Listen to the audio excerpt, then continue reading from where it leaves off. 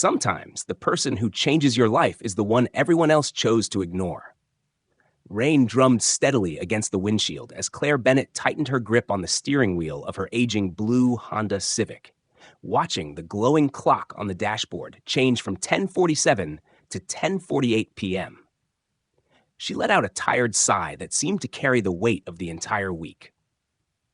Her second job at the neighborhood diner had ended nearly an hour later than usual because another waitress had called in sick, and now all she could think about was getting home before her 8-year-old son, Liam, woke up and wondered why his mother was late again. Mrs. Carter, the retired schoolteacher who lived downstairs, had promised to stay with him until Claire returned, refusing every dollar Claire tried to offer in return. Kindness like that had become painfully rare, and Claire never took it for granted. The windshield wipers swept rhythmically across the glass, barely keeping up with the heavy spring rain that blurred the quiet streets of Cedar Falls into ribbons of silver and gold beneath the streetlights. The city had settled into that strange silence that only arrived after most people were safely home, when restaurants closed their doors, office buildings emptied, and only delivery drivers, nurses, police officers, and exhausted parents remained awake. Claire rubbed her tired eyes for a moment before focusing back on the road. She had been awake since 5 that morning, first cleaning offices downtown before rushing Liam to school, then spending the afternoon stocking shelves at a grocery store before changing uniforms for the dinner shift. Every hour she worked had a purpose. Rent, utilities, asthma medication, school supplies, groceries. The numbers never stopped adding up, and somehow they always seemed larger than her paycheck. As she turned onto an older road that curved behind St. Matthew's Medical Center, her headlights caught something unusual near the edge of the sidewalk. At first, she assumed it was a pile of discarded clothing soaked by the rain. Cars continued passing without slowing, their tires spraying water into the gutters. One SUV briefly tapped its brakes before continuing into the darkness. Claire frowned. Something about the shape didn't look right. She drove another 20 yards before instinct whispered louder than exhaustion. She checked her rearview mirror. No traffic. Slowly, she pulled onto the shoulder. Her heart beat faster as she stepped into the cold rain, wrapping her thin jacket tighter around herself. Water soaked through her sneakers almost immediately. The figure lay partially sheltered beneath a tree where broken branches had fallen during the storm. It was a man, perhaps in his late 30s, dressed in dark clothing now damp from the rain. He appeared unconscious or barely awake, breathing shallowly as one hand rested against the wet pavement. Claire immediately knelt beside him, keeping a respectful distance while speaking calmly. "Sir? Can you hear me?" There was no clear response, only the faint movement of his head as if he were trying to focus through overwhelming exhaustion. Claire quickly looked around. The street remained nearly empty. A pair of headlights approached, slowed for a brief second, then disappeared around the next corner. She reached into her pocket with trembling fingers and dialed 911. The dispatcher answered almost instantly. Claire explained her location beside the hospital access road, describing the man's condition as carefully as she could without making assumptions. The dispatcher assured her that paramedics were already on their way and instructed her to remain nearby if it was safe. Claire ended the call and glanced at the man again. Rain continued falling across his face. Without hesitating, she slipped off her own jacket and gently placed it over his shoulders to shield him from the cold. The night air immediately bit through the thin fabric of her diner uniform, but she barely noticed. "You're going to be okay," she whispered more to encourage herself than him. "Help's coming." For a brief moment, his eyes opened. Gray, calm despite obvious confusion. He looked directly at her as though trying to remember something important. His lips moved slightly, but the rain carried away whatever words he tried to form. Claire offered a reassuring smile. "Don't try to talk, just stay with me." In the distance, faint emergency sirens slowly grew louder. Relief washed over her. She brushed a damp strand of blonde hair away from her face and noticed a leather wallet lying several feet away near the curb. She retrieved it carefully, intending only to keep it from being washed into the storm drain before the paramedics arrived. She never opened it. It wasn't her place. Possessions could wait. People came first. Minutes later, flashing red and blue lights reflected across the rain-soaked street as the ambulance arrived. Paramedics hurried over with calm efficiency, thanking Claire while asking what she had seen. She answered every question as accurately as she could, then quietly stepped aside as they took over. One paramedic asked for her full name and contact information, explaining that someone from the hospital might need to speak with her later. Claire hesitated only briefly before writing her first name and phone number on a notepad. Her watch read 11:12 p.m. Liam would be asleep by now, but he always woke if she wasn't there before midnight. She glanced once more toward the ambulance, where the stranger was now receiving professional care. She never asked his name. She never wondered whether he was wealthy or important.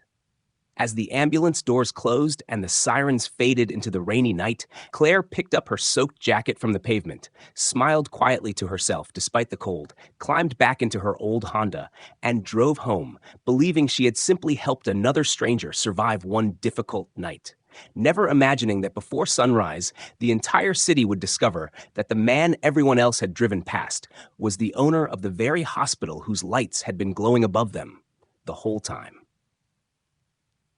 Claire Bennett quietly let herself into the apartment a few minutes before midnight, careful not to wake Liam. The old floorboards creaked beneath her shoes as she hung her rain-soaked jacket over the kitchen chair. Water dripped steadily onto the worn linoleum while she checked on her son. He was sleeping peacefully, one arm wrapped around the faded stuffed dinosaur he had refused to replace since kindergarten. His breathing sounded steady tonight. And for the first time in days, Claire allowed herself a small smile. She kissed his forehead, covered him with the blanket he had kicked away, and whispered, "Good night, buddy." Only then did she notice her own hands were still trembling from the events of the evening. She poured herself a glass of tap water and sat quietly beside the window, watching rain continue falling across the apartment complex parking lot. Somewhere across town, she hoped the stranger was finally warm and safe. By sunrise, Brooks Medical Center no longer resembled the calm hospital Claire had passed every day on her way to work. Security officers moved briskly through polished hallways, while department directors abandoned scheduled meetings to answer urgent phone calls. Administrators gathered outside the executive intensive care suite with expressions that mixed concern and disbelief. Adrian Brooks had been found during the night after disappearing for nearly 6 hours. No one outside a small inner circle knew exactly what had happened, but one fact spread quickly through every floor of the hospital. Their chairman was alive because an unknown woman had stopped when everyone else kept driving. Adrian slowly opened his eyes to the quiet rhythm of heart monitors and the soft morning light filtering through partially closed blinds. His head felt heavy, and memories came back only in scattered fragments. Rain, cold pavement, a gentle voice telling him not to speak, a warm jacket laid across his shoulders. He turned slightly toward the nurse adjusting an intravenous line. "Who brought me here?" he asked quietly. The nurse offered a reassuring smile. "Emergency responders transported you, sir. They said a woman stayed with you until they arrived." Adrian frowned gently. "Did she leave her name?" The nurse glanced toward the chart. "Only Claire. No last name." Adrian repeated the name silently, as though afraid it might disappear if he did not hold on to it. Before another question could leave his lips, the hospital room door opened. His longtime chief of staff, Michael Dawson, entered carrying a tablet and wearing an expression that balanced relief with professional composure. "You scared everyone," Michael admitted. "The board has been calling since 4 this morning." Adrian ignored the tablet completely. "Find her." Michael blinked. "Sir?" "The woman who stopped. I want to thank her personally." Michael nodded. "We already requested traffic camera footage from the city. Security is reviewing everything." Adrian closed his eyes briefly. The memory remained incomplete, but one detail stood out with remarkable clarity. She had looked exhausted, not impatient, not frightened. Simply tired in the way only someone carrying too much responsibility could be. Yet she had still stopped. "Most people would have kept driving," Adrian said softly. Michael looked out the window toward the rain-washed streets below. Apparently she did not. Across town, Claire was already beginning another day. She packed Liam's lunch with a peanut butter sandwich, apple slices, and a handwritten note wishing him luck on his spelling quiz. As they walked toward the neighborhood bus stop beneath clearing skies, Liam looked up at his mother. "You look tired," he observed.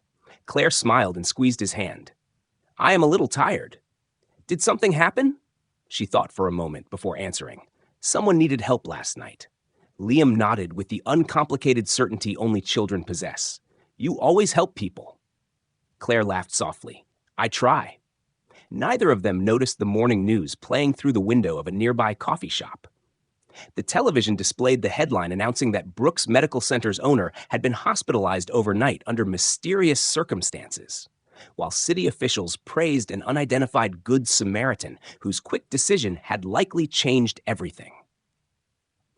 The search began quietly, almost invisibly, before sunrise. Brooks Medical Center reviewed security recordings from every entrance, while Michael Dawson coordinated with city officials to obtain traffic camera footage from the streets surrounding the hospital. Adrian Brooks insisted on watching every available clip himself, despite repeated advice from his physicians to rest another day. Hour after hour, blurred headlights, passing trucks, and umbrellas filled the screens, until one short recording caused him to lean forward.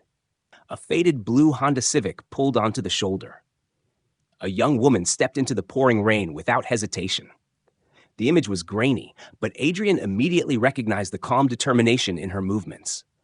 She never looked around to see whether someone else would help. She simply acted. Unfortunately, the camera angle captured only the back of her jacket before she disappeared beneath the trees. The license plate remained hidden by heavy rain, leaving investigators with little more than another unanswered question. Michael looked apologetically toward Adrian. "We will keep searching." Adrian nodded slowly. "Do not search because I own this hospital. Search because someone that kind deserves to know her kindness mattered." Meanwhile, life continued exactly as it always had for Claire Bennett. After dropping Liam off at school, she hurried across town to the neighborhood grocery store, where she stocked shelves during her morning shift. The bright fluorescent lights reflected off polished floors while customers filled shopping carts without noticing the quiet woman arranging cereal boxes with careful precision. Claire's feet still ached from the previous night, but there was no room in her budget for staying home. During her lunch break, she checked her phone. 3 unread bills waited in her email inbox, along with a reminder that Liam's asthma prescription would need another refill before the weekend. She closed the messages without opening them completely. Worrying would not change the numbers. Across the city, Adrian requested the incident report prepared by emergency responders. Most of the details were routine until one sentence caught his attention. The unidentified woman had remained beside the patient despite cold weather and had covered him with her own jacket while waiting for the ambulance. Adrian stared quietly at the page before folding it closed. No board meeting, investment report, or acquisition proposal had affected him the way that single sentence did. He had spent years expanding hospitals, purchasing clinics, and investing millions in advanced technology. Yet one exhausted stranger with an inexpensive jacket had reminded him what compassion actually looked like. Later that afternoon, Michael returned carrying another update. The paramedics found this. He placed a small transparent evidence bag on the bedside table.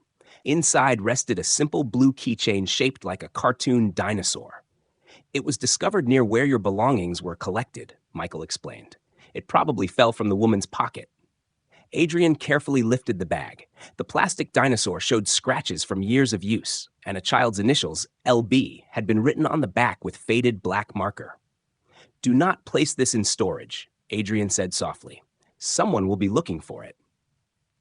At almost the same moment, Claire reached into her purse while paying for milk after work. Her smile faded instantly. She searched every pocket twice before quietly whispering to herself, "Liam's keychain." Her son had made her promise years earlier to carry the little dinosaur everywhere because it was their good luck charm whenever they were apart. Claire closed her eyes briefly, remembering the rain, the ambulance, and the roadside where she had knelt beside the injured stranger. "I must have dropped it," she murmured. She felt disappointed, but forced herself to smile before picking Liam up from school that afternoon. Some things, she reminded herself, were only objects. What mattered was that someone had made it home alive. Neither she nor Adrian realized that the tiny blue dinosaur had just become the first real bridge connecting two lives that fate had only begun to intertwine. Saturday mornings at Brooks Medical Center were usually predictable, but this one carried an unusual sense of anticipation. Adrian Brooks had been discharged from his observation suite with strict instructions to avoid unnecessary work, advice he politely ignored. Instead of returning to his penthouse office, he settled into a quiet conference room overlooking the hospital courtyard, where volunteers greeted patients arriving for free community clinics. He watched families walk through the entrance, carrying diaper bags, backpacks, folded medical paperwork, and quiet hope. For years, he had measured success through expansion reports and financial statements. Now, his attention lingered on ordinary people whose stories never appeared in quarterly presentations. Michael Dawson entered carrying a folder. "The city finally enhanced another traffic camera image," he said. Adrian accepted the photograph. Although the rain still blurred much of the picture, one new detail stood out. The blue Honda Civic had a small elementary school parking decal attached to the lower corner of its windshield. "Can we identify the school?" Adrian asked. Michael nodded cautiously. "Possibly, but there are several districts using similar decals. It will take time." Adrian looked down at the small dinosaur keychain resting beside the photograph. "Then we keep looking." At nearly the same hour, Claire Bennett guided Liam through the front entrance of Brooks Medical Center. His breathing had grown more strained during the previous night, despite his medication, and their family physician had referred him to the hospital's weekend respiratory clinic, one of the few programs offering reduced fees for working families without premium insurance coverage. The enormous glass lobby always made Claire feel slightly out of place. Men and women wearing tailored business clothes crossed polished marble floors while physicians hurried between elevators with electronic tablets in hand.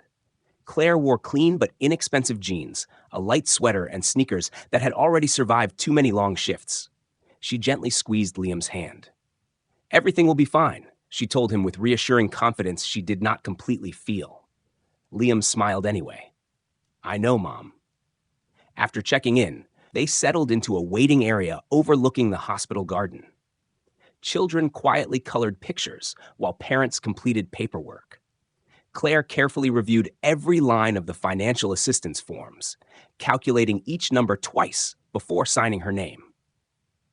Across the building, Adrian concluded another discussion with department directors when he noticed movement through the conference room windows below. Families continued arriving one after another, each carrying invisible burdens no medical chart could fully describe. He remembered the woman in the rain, exhausted, calm, selfless. Somewhere among thousands of ordinary people, she was probably continuing her life exactly as before, never expecting recognition. That realization unsettled him more than he could explain. "Michael," Adrian said quietly, "cancel my afternoon meetings. You have investors flying in from Chicago. They can wait one day." Michael recognized the familiar tone that meant the decision was final. A few minutes later, Adrian chose to walk through the hospital instead of using the private executive elevator. Nurses greeted him warmly, while patients rarely noticed the man walking beside them was the owner of the entire medical network. He preferred it that way. As he passed the pediatric outpatient department, laughter echoed from the children's play corner. Adrian glanced inside almost absent-mindedly before continuing down the hallway. At that same moment, Liam asked his mother if he could spend a few minutes looking at the colorful aquarium near the reception desk while they waited for his name to be called. Claire agreed, unaware that only one hallway separated her from the stranger whose life had crossed hers beneath the rain just 2 days earlier. Fate had quietly brought them under the same roof again. Neither of them knew how close they already were. The pediatric waiting area felt unusually peaceful as soft instrumental music drifted through hidden ceiling speakers. Children turned colorful pages of picture books while parents quietly watched the electronic screen displaying appointment numbers. Liam wandered only a few steps away from Claire toward the large aquarium beside the reception desk. his attention completely captured by a bright yellow fish weaving between coral decorations. Claire remained seated, reviewing another page of insurance paperwork with careful concentration.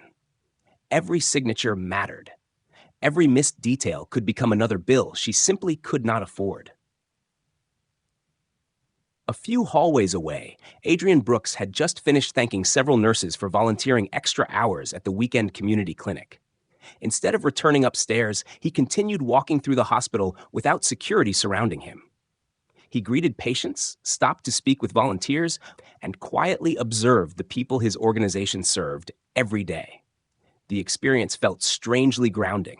For the first time in years, he was seeing the hospital through the eyes of the families who depended on it, rather than through financial reports and executive presentations. As Adrian approached the pediatric lobby, a familiar shade of blue suddenly caught his attention. Something small slid across the polished floor before gently bumping against the leg of a nearby chair. He looked down. It was the little dinosaur keychain, the same worn scratches, the same faded initials. LB, Adrian bent down slowly and picked it up, his pulse quickening. Before he could look around, a young voice called out anxiously, "Mom, my dinosaur!" Liam hurried toward him, stopping a few feet away with worried eyes. Claire immediately looked up from her paperwork and noticed her son standing beside a well-dressed man holding the missing keychain. She walked over quickly. "I am so sorry," she said with an apologetic smile. "That belongs to my son." Adrian looked from the little boy to Claire. For a brief moment, the sounds of the hospital seemed to disappear. He recognized her instantly. The tired but gentle eyes, the calm expression, the quiet kindness that had stayed with him ever since the rainy night. Claire, however, simply saw a polite stranger returning her son's keepsake. "This belongs to you," Adrian said softly as he handed the dinosaur to Liam. The boy hugged it against his chest. "Thank you, sir. Mom says this is our lucky dinosaur." Adrian smiled. "Then I am glad it found its way back." Claire felt something oddly familiar about his voice. She searched his face for a second, then politely nodded. "Thank you again. We really appreciate it." Adrian hesitated. "Have we met before?" Claire looked puzzled. She studied him more carefully, noticing kind gray eyes and a quiet confidence she could not quite place. Then the memory surfaced. Rain, flashing ambulance lights, a man lying beneath the trees. Her eyes widened slightly. "You were."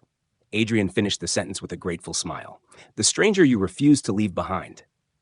Claire seemed almost embarrassed. "I only stayed until help arrived. Anyone would have done the same." Adrian gently shook his head. "No, they did not." For several quiet seconds, neither of them spoke. Around them, families continued checking in for appointments, completely unaware they were witnessing the first reunion between two people whose lives had already begun changing each other. Adrian finally extended his hand. "My name is Adrian Brooks." Claire accepted the handshake with a warm but modest smile. Claire Bennett. She still did not recognize the name. To her, he remained nothing more than the man she had helped during a storm. And Adrian found himself unexpectedly grateful that, at least for one more moment, she was speaking to him simply as another human being, rather than as the owner of the hospital surrounding them. Claire Bennett glanced toward the pediatric examination rooms as a nurse called Liam's name. "That is us," she said with a grateful smile before turning back to Adrian. "Thank you again for returning his keychain." Liam waved enthusiastically. "Bye, Mr. Adrian." Adrian smiled warmly. "Good luck, buddy." He watched them disappear through the hallway, feeling an unexpected sense of relief simply knowing they were safe. Michael Dawson approached a moment later, having observed the conversation from a respectful distance. "So she is the woman," he said quietly. Adrian nodded without taking his eyes off the hallway. "Yes." Michael waited for further instructions, expecting Adrian to request a generous reward or arrange a formal recognition ceremony. Instead, Adrian simply asked, "Can you find out why they are here today?" Michael returned less than 20 minutes later carrying only a small notepad. "Her son is being evaluated through the Community Respiratory Assistance Program. He has chronic asthma. She qualified because of financial hardship." Adrian remained silent. "There is more?" Michael continued carefully. "Claire Bennett works 3 jobs: office cleaning before sunrise, grocery store during the day, and a neighborhood diner several evenings each week. She has raised Liam alone since her husband passed away several years ago after a construction accident. She has never missed a payment on her reduced medical plan, even though she has requested extensions several times. Adrian slowly exhaled. Every sentence painted a clearer picture of the woman who had stopped in the rain without asking who he was. She had almost nothing, yet she had still given away the only jacket she had that night. A short time later, the pediatric specialist completed Liam's examination. Claire listened attentively while the physician explained adjustments to his treatment plan, including a different inhaler and several follow-up visits over the next few months.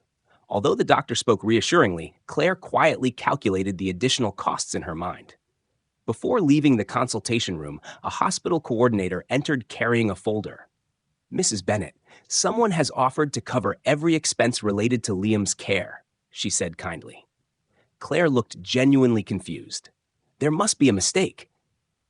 "There is no mistake. Everything has already been approved." Claire immediately shook her head. "I cannot accept that." The coordinator hesitated. "The donor wishes to remain." Claire interrupted gently. "Please thank whoever it is, but there are families here who need help just as much as we do. Liam has medicine. We have a place to live. We manage." The coordinator looked surprised. "Most people would not refuse." Claire smiled softly. "I did not help someone because I expected anything in return." Standing unnoticed outside the partially open doorway, Adrian heard every word. He had negotiated billion-dollar acquisitions without hesitation, yet those simple sentences left him completely still. When Claire and Liam stepped into the hallway, Adrian approached them once again. "I hope the appointment went well," he said. Claire nodded. "The doctors were wonderful." Adrian hesitated before speaking carefully. "If there is ever anything I can do to thank you." Claire gently shook her head with the same quiet dignity she had shown on the rainy roadside. "Then promise me something instead."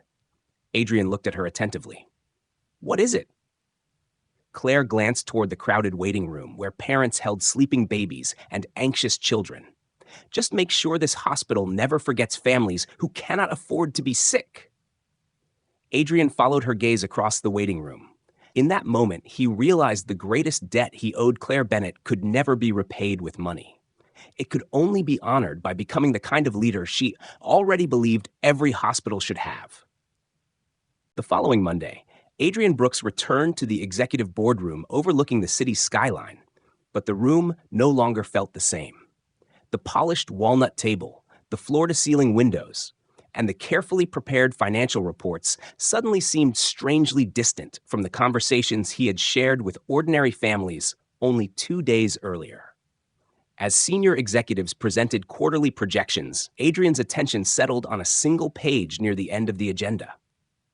Community assistance budget reduction. He slowly lifted the document and read every line in silence. The proposal recommended reducing funding for free pediatric respiratory clinics, delaying equipment upgrades for neighborhood outreach programs, and tightening financial qualifications for families seeking medical assistance. The numbers promised higher profits. The human cost remained hidden between the lines. "Who prepared this?" Adrian asked calmly. The room fell quiet before Chief Financial Officer Richard Palmer cleared his throat. "It was a collaborative recommendation from our Financial Planning Committee. These programs generate substantial losses every year." Adrian looked around the table. "Losses for whom?" Richard answered with practiced confidence. "For the hospital system." Adrian closed the folder without another word. Hours later, while the executives believed the discussion had ended, he asked Michael Dawson to gather every internal report connected to the proposal. Michael returned, carrying several confidential files. As Adrian reviewed the documents, troubling patterns emerged. Community clinics had been quietly understaffed for months, despite approved budgets. Donations intended for patient assistance had repeatedly been redirected toward marketing initiatives and executive renovation projects. None of the individual decisions violated policy on their own, yet together they revealed a culture that valued financial appearance above compassionate care. Adrian leaned back thoughtfully. "How long has this been happening?" Michael answered honestly. "Long enough that most people stopped questioning it." Across town, Claire Bennett finished stocking grocery shelves before hurrying toward her evening shift at the diner. Life continued exactly as before. She had no idea that a conversation she believed was already over had quietly changed the direction of an entire hospital system. During her short dinner break, she noticed a small envelope tucked beneath her employee locker. Inside was a handwritten note from Liam's school nurse, thanking her for always attending every medical appointment despite her demanding schedule. At the bottom, Liam had added his own uneven handwriting. "You always help people even when you are tired. I want to be like you." Claire smiled softly as emotion warmed her tired eyes. She carefully folded the note and slipped it into her wallet beside the only family photograph she carried every day. That same evening, Adrian walked unannounced through the community clinic after regular hours. Volunteers were cleaning examination rooms while several physicians remained behind to complete paperwork without additional pay. One elderly nurse smiled as she recognized him. "We were worried these clinics might disappear someday," she admitted. "Some families only receive care because we stay open." Adrian looked around the modest hallway, filled with donated toys, faded children's artwork, and thank you letters taped to the walls. He remembered Claire's quiet request: "Make sure this hospital never forgets families who cannot afford to be sick." Standing there, he realized the greatest threat to his hospital had never come from outside competition. It had grown quietly inside conference rooms, where compassion had gradually become another expense to reduce. As he left the clinic, Adrian made one final decision. Before another budget would ever be approved, every executive responsible for those numbers would spend an entire week working beside the people whose lives those numbers represented. Some lessons, he now understood, could never be learned from spreadsheets alone. 1 week later, every senior executive at Brooks Medical Center reported to assignments they had never expected. Instead of private offices and catered meetings, they spent their days beside nurses, receptionists, transport staff, respiratory therapists, and volunteers serving families who depended on the hospital's community programs. Adrian Brooks quietly joined them without announcing his position, greeting patients, delivering meal trays, pushing wheelchairs, and listening far more than he spoke. By the third day, the polished financial arguments that had once sounded convincing began falling apart under the weight of real stories. A grandfather admitted he had postponed his own treatment so his granddaughter could receive asthma medication. A young couple confessed they had driven nearly 200 miles because this hospital was the only place that would treat their son without demanding payment up front. Every conversation reminded Adrian of the rainy night when one exhausted mother had chosen compassion over convenience. At the end of the week, he called an emergency meeting of the board of directors. The atmosphere inside the conference room felt noticeably different. Several executives who had previously supported budget reductions now avoided eye contact. Adrian stood at the front of the room, holding no presentation slides, only a folder containing handwritten letters from patients and families. "For years," he began calmly, "we measured success by what appeared on balance sheets. We forgot to measure what appeared in people's lives." He placed the letters on the table one by one. "These are our real performance reports." Richard Palmer shifted uneasily. "We still have financial responsibilities." Adrian nodded. "We do, but our responsibility begins with healing people, not protecting spreadsheets." He announced that every proposed reduction to community care had been canceled immediately. Funding for free pediatric respiratory clinics would increase instead of decrease. Additional specialists would be hired for underserved neighborhoods, and every donation designated for patient assistance would be audited independently to guarantee it reached the families it was intended to help. The board approved every recommendation after a long silence, not because Adrian demanded it, but because none of them could honestly argue against what they had witnessed themselves. Later that afternoon, Adrian invited Claire Bennett to meet him in one of the hospital gardens, while Liam attended a follow-up breathing assessment nearby. Claire arrived looking slightly nervous, wondering whether some paperwork issue had delayed Liam's treatment. Adrian greeted her with the same quiet gratitude she remembered from the hallway. "There is nothing wrong," he assured her. "I simply wanted you to see something." Together, they walked toward the entrance, where volunteers were welcoming families arriving for appointments. A newly installed bronze plaque stood beside the doors. Claire read the inscription slowly.